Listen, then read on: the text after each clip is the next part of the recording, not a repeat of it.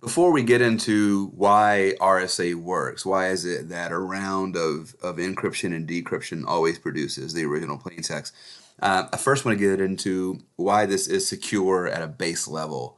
Why is it that with all this public information, Eve still cannot find Alice's secret decryption key D? Why is that? It seems a little dangerous because, after all, the values of N and E are actually known to Eve. She knows that. Yet your most treasured secret, the thing you must protect, is D, which is completely determined by knowing E and N. If you know N, you compute phi of N. That tells you the modulus to work in. You know E, so you invert E in that modulus, and that is D. So why is it that Eve can't do that, right? The thing you have duty to protect is completely dictated by knowledge of E and N. Okay, so why can't Eve just compute D from all this public knowledge? So we need to get into that a little bit. So let's talk about and recall how RSA keys are created. So you know this from last time, okay? So here's just me reminding you of how RSA keys are made. And here's, of course, the step we're talking about right now. Here's how you compute D. Why can't Eve do step 4 herself? Okay? So recall that Eve knows E and she knows N, but she does not know any of these four things, P, Q, phi N, or D, of course. And the question is, what does Eve need in order to steal D? Okay, well, in order to steal D, the only missing piece is the modulus, phi of N. So she needs to know phi of N. Okay, but again, as I said, she knows N, so why can't she just use that, right, to compute phi of N? So here's an example. Why don't you try it yourself? Suppose I told you that my RSA modulus was 209,533,507, okay? And this, by the way, is a valid RSA modulus. Trust me there. Now, this is a 9-digit number, and a 9-digit number is nothing, right? A real RSA modulus is going to be a couple of hundred digits long, not just 9 digits long, okay? So the question is, if I tell you this is my value of N, can you find my value of phi of N? Try it. I claim that you can't, at least not without a ton of work. And that ton of work you're doing on a little 9-digit number, which again is peanuts compared to a real RSA modulus. If you can find my value of phi of N, let me know. I'm curious. I mean, send me an email and tell me that you found it and tell me what it is, and I'll check your work. So the point is, this might be hard, and that's just a 9-digit number. Okay, but let's get into why is that hard. Okay, why is that hard? Here's an exercise for you. Suppose I told you that my RSA modulus was 178,109,411. And that's, again, that is a valid, trust me, that's a valid RSA modulus.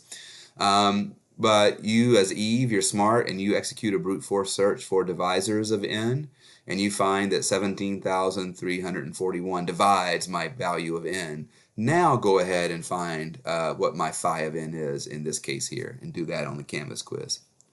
So do you see the difference?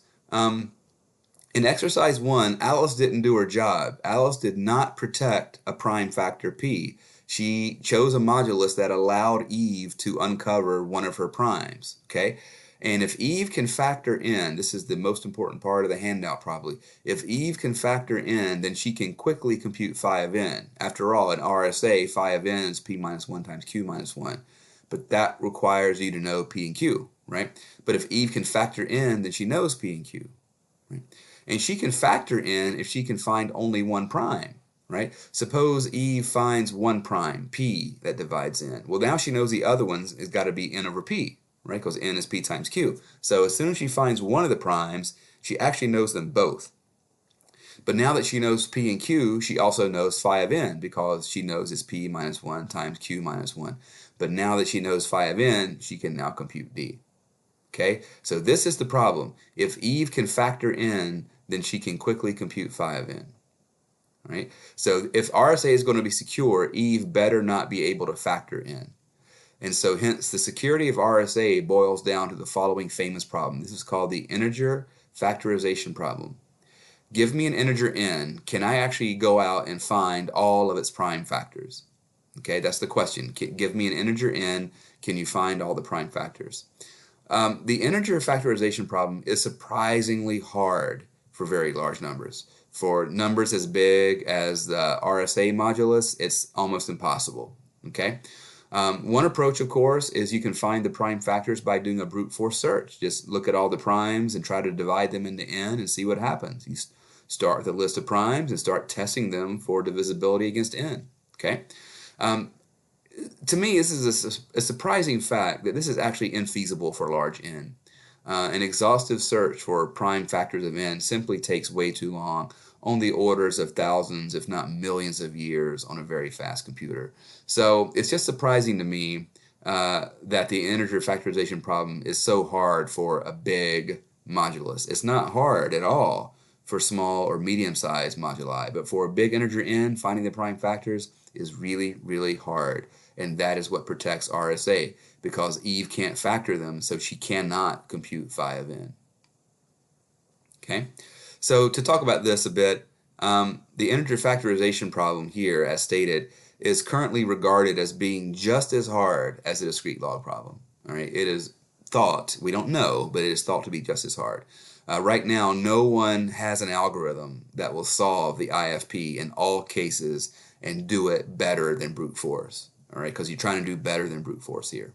There are clever ways of trying to solve the integer factorization problem, but either they don't work all the time, or when they do work, they take just as long as brute force. So again, it's sort of like discrete log problem, in which people have found clever things, but the clever things aren't clever enough. Okay, so this is why Eve cannot realistically steal your secret D. In a true RSA environment, n is so big that Eve cannot find its prime factors because the IFP is so hard, and thus she has no way of getting phi of n, so your D is safe.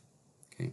So the point to all this is computing phi of n is nearly impossible without knowledge of how it factors. It's nearly impossible.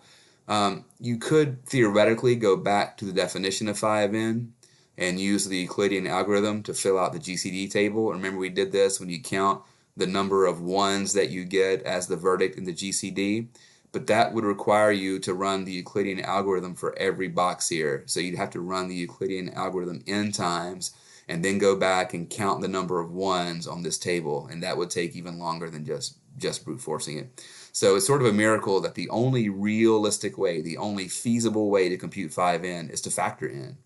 But factoring in is impossible for large n thanks to the integer factorization problem. So there's the verdict. The security of RSA as a public key system, that is, why is it okay for me to trust this system that it really does hide my value of D? So the security of RSA as a public key system completely rests on the apparent hardness of the integer factorization problem, which is a little surprising that this problem is so hard, but thankfully it is. Okay? So in a future lecture, we're going to look at why RSA works to begin with, and then after that, we're going to look at the security of RSA against the 4 standard message attacks. More on that later.